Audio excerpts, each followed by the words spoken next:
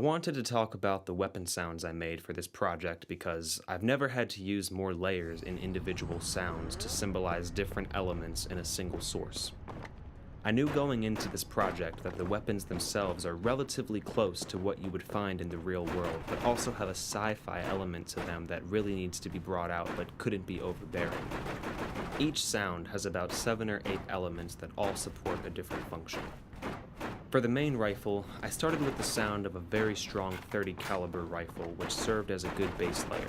I then added some energy weapon sounds that I found and morphed them into different parts of the attack and decay of the weapon firing. Through pitching, compression, phasing, and pulse stretching, I think I was able to come up with some really fitting sounds.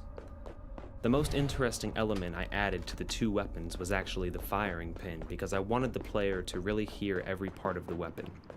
So on top of the layers of the weapon firing, I actually recorded the clicking of a pen and pitched it down for the main rifle.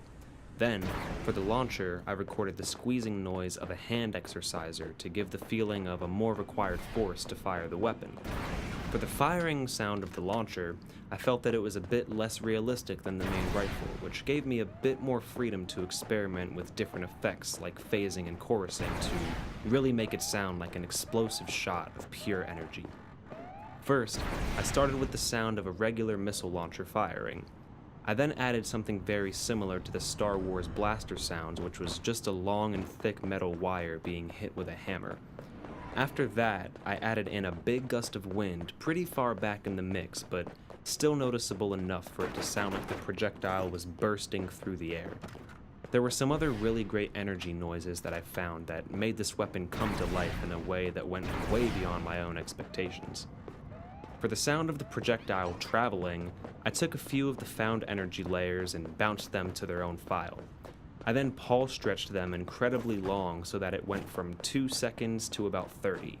I then took this and trimmed it down to around 15 seconds to create a seamless loop that wasn't too long but wasn't too short that it was unbelievable. All in all, it really fit well with the weapon firing and exploding on impact. The sound of the projectile exploding was probably my favorite weapon sound to make, and I feel it works perfectly with the firing sound as well. I started with 3 different explosion sounds, one being a regular hand grenade, one being a building demolition explosion, and the last being a car exploding. I then used a little bit of time compression and expansion to make some longer and some shorter.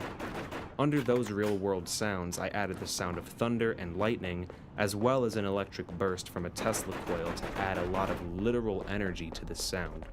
Through a bit of phasing to all of these combined elements, I was more than impressed with the way these sounds translated into the game after implementing them into Wise.